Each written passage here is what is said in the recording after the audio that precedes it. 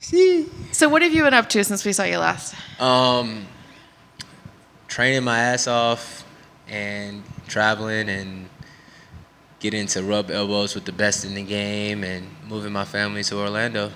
Did you get to travel anywhere fun? Went to Hawaii, trained with Max and his team.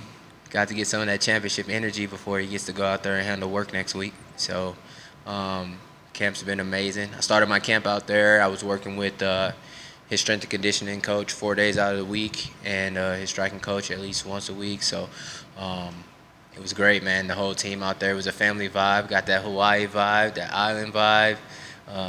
They have food land there. It's similar to like having our Walmart, and stuff. So, but they got fresh poke in there and a bunch of different kinds. So I was getting like ginger poke every day. Every time I talk to everybody about the trip, that's what I'm most excited about. So I just thought that was real dope. But yeah, man, training was amazing. Got to see Hawaii for the first time.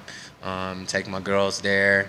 Family things. It's always fun. So that was a great experience. And then when we got back, it was time to move out of our place in Michigan and move to Florida. And when we arrived in Florida, the first hurricane hit, and then last week the second one hit. So we got the real introduction to Florida straight away, and it's been great.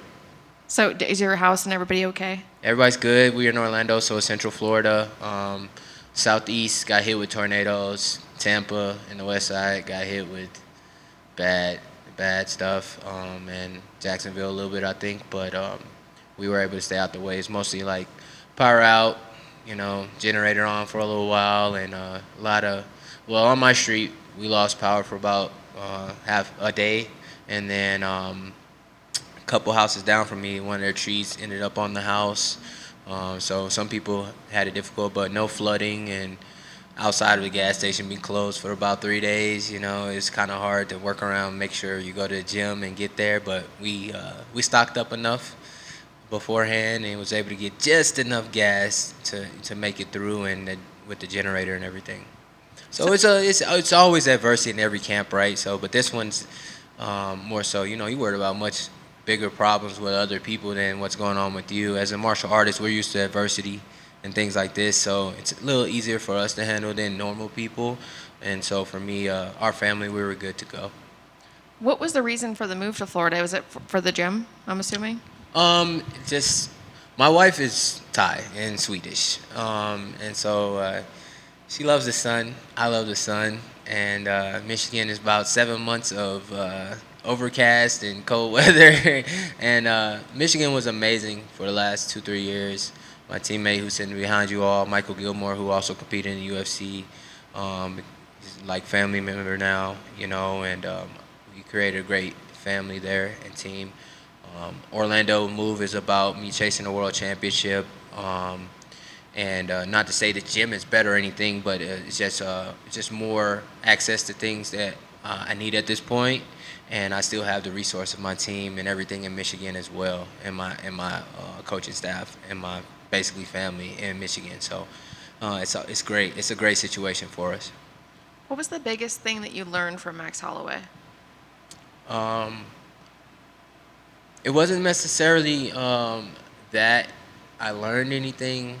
I would say his coach, his strength and conditioning coach, is who I learned the most from, and got to adapt to what I was doing already with my strength and conditioning. I do a lot of resistance training, so it was great to see somebody who I've kind of like seen myself in a lot in this promotion and my path in this promotion, what I feel like mine was going to be.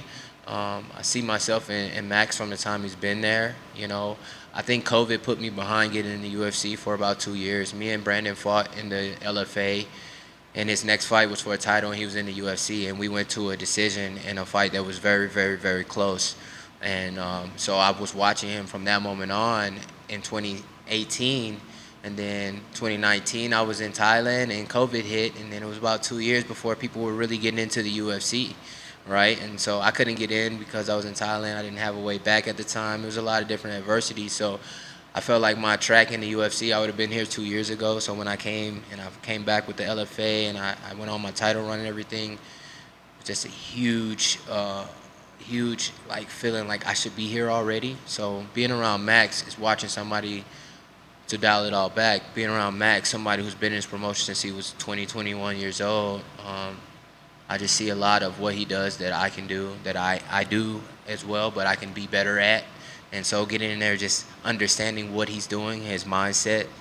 We know he's offensive and he's pressure and he can do it all, but just getting to feel it and see it firsthand was different. So that was my whole goal in getting there, and I learned a lot from his striking and his strength and conditioning coach. So it was great all the way around.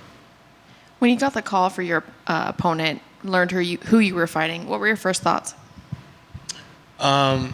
Thankful for another opportunity.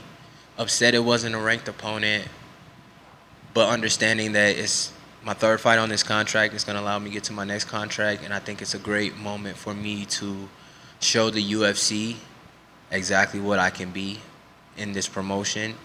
And it's a great fight for me to go out there and set the tone for 2025. We talked to him already today, and he doesn't think that you're going to want to stand and trade with him. He says you're going to take him down. What do you say to that? I think that's just insecurity. I think that I'm gonna dominate everywhere in the fight. I think that he hopes that I stand with him. That's his only means to win this fight. He's not gonna beat me in wrestling or jiu-jitsu, so he hopes to stroke my ego. But I'm gonna pressure him from the go. Doesn't matter what he wants to happen.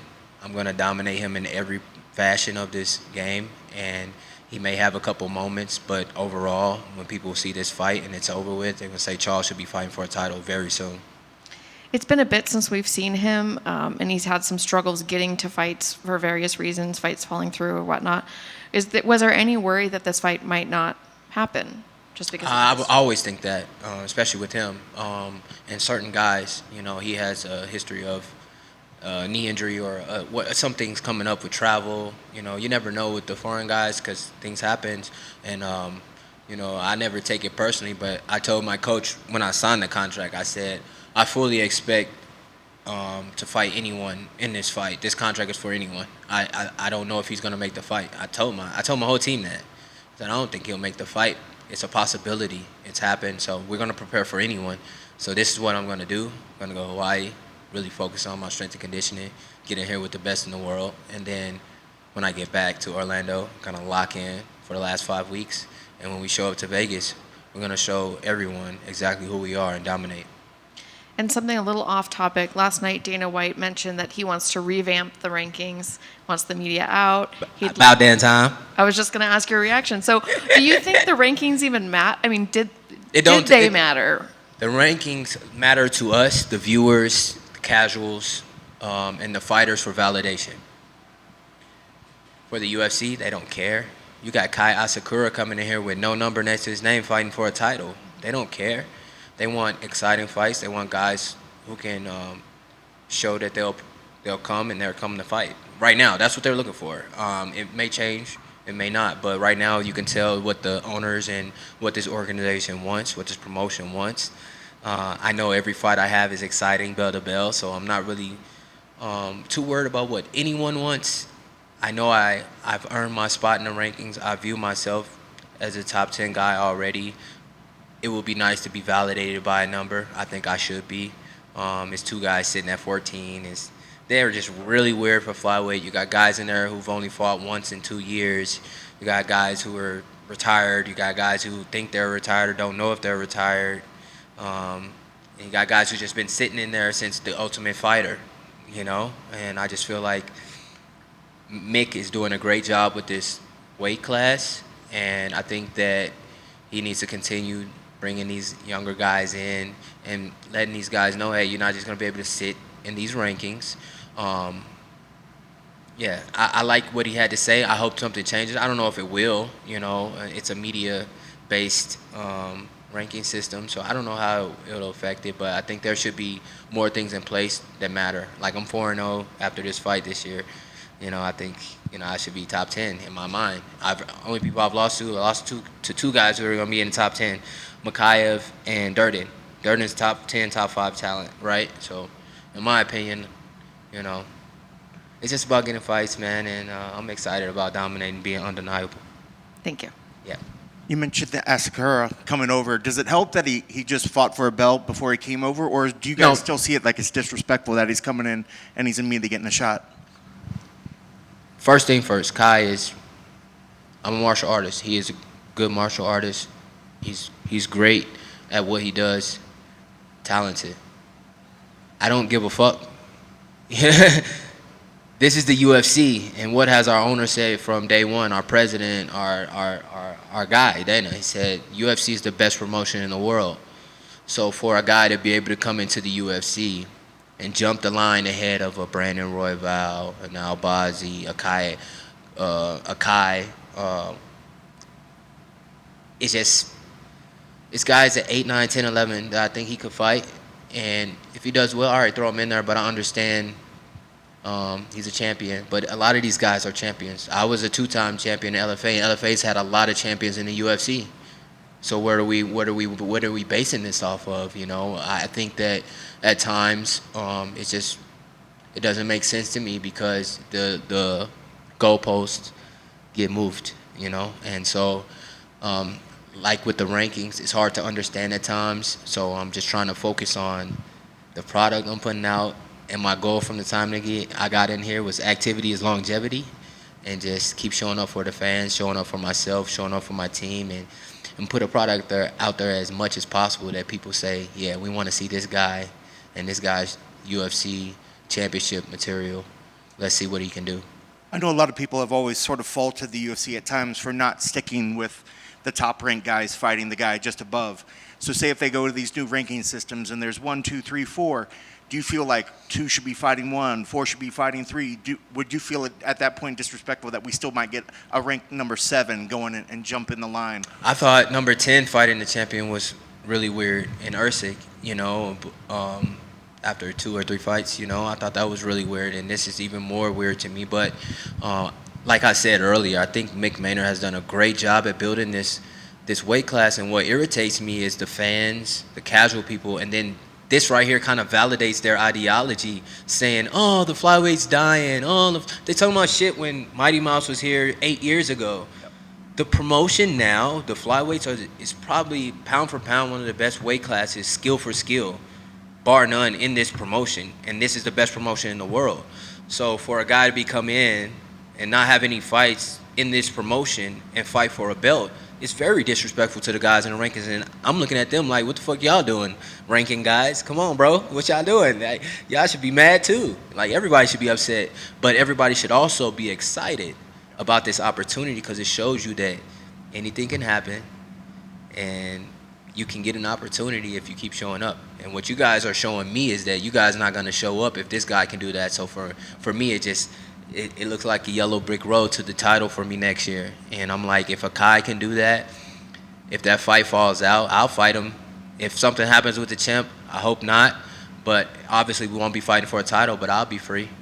You know, and Dana said nobody wants to fight the guy. I'll fight the guy. I'll fight anybody in the world, especially in a main event on a fight night. You give me him in a main event on a fight night, I would have took that any day of the week. But at the end of the day, you know, people look at him like he's coming over as a world champion. 2 fights ago, he got finished. I've never been finished in my career. So that's kind of like the ideology I'm looking at it, you know. And he fought talented guys. I fought talented guys, you know. So I fought the number 1 contender before he was the number 1 contender, Brandon Royval, right? And even though I lost, it was a very, very close fight, you know. So I look at these guys. I'm never upset or like jealous. It just gives me energy to show. It shows me what I can do, what I can be, and I'm just excited about when my opportunity is gonna come. And like you said, those rankings, they don't really matter, but they show us a lot about who's getting opportunities. So it's just about finding the inspiration in it. And we know, just looking back in your past, out of your past 3 fights, you've gotten post-fight bonuses. When you look at yourself, we know your fight style, but we also see Mudaerji. Do you think this has the makings of a possible another final night or maybe performance type? I don't think it'll be fight of the night because I don't plan on him having any moments. So I think I'm gonna get a performance bonus. I'm pretty certain of that. I'm going in here to make history. If he lasts 3 rounds, I'm going to break the significant strike record for 3 rounds. If he lasts 3 rounds, I know it. But if he doesn't last 3 rounds, I'm putting on the show, bro. So I expect to get a bonus every time I get in there. Every time I compete, I can be competing for a bonus. I know that this is how I fight, and so personally, I think that bonuses should be written in our contracts like everything else. Anytime you get a finish in this promotion, these are the best in the world. You should get some type of bonus. That's just me personally, but talking about what it is right now, yeah, every performance I put out there, I know is bonus worthy. So I fully expect going out here getting a performance bonus, not a fight in the night, because I'm going to destroy him. And it looks like the odds makers are in agreement with that. You're coming in as a slight favorite. Do you pay attention ever to the odds makers, or is that just something that's just on the outside? Does that ever motivate you or give you extra, push when you go into a fight week? Yeah, the greatest champions find fuel in everything. So, when I'm the underdog, I find fuel in that. When people are speaking about me in a way that I don't agree with, I find fuel in that. Knowing who I am, knowing what I can do, knowing my path, knowing my trajectory, knowing how I feel right now, knowing what I'm doing every day. So it's fuel in everything. And as an athlete, even when I talk about Mick Maynard in a way that I don't agree with him, I can do that because I'm the athlete. I'm not a promoter. I'm not a manager. I'm not the matchmaker. I'm the athlete here. So I can feel some way because that's fuel for me, And I'm always going to market myself first because I believe in me, right? And I'm not wrong for that. So like you said, I'm excited about the opportunity. I take all those things. I look at them. I hear them. I watch everything. And I know what to take with a grain of salt, and I know what not to. So it's all fuel for me. Keys to the victory for this fight. What needs to happen to make sure you get your arm raised on Saturday? Just smart entries, and fight like me, like I've been preparing for this fight, and keep in my mind what I view myself as in this promotion, and that's about it. I know Mudaerji is going to come in, probably feel his best self yet.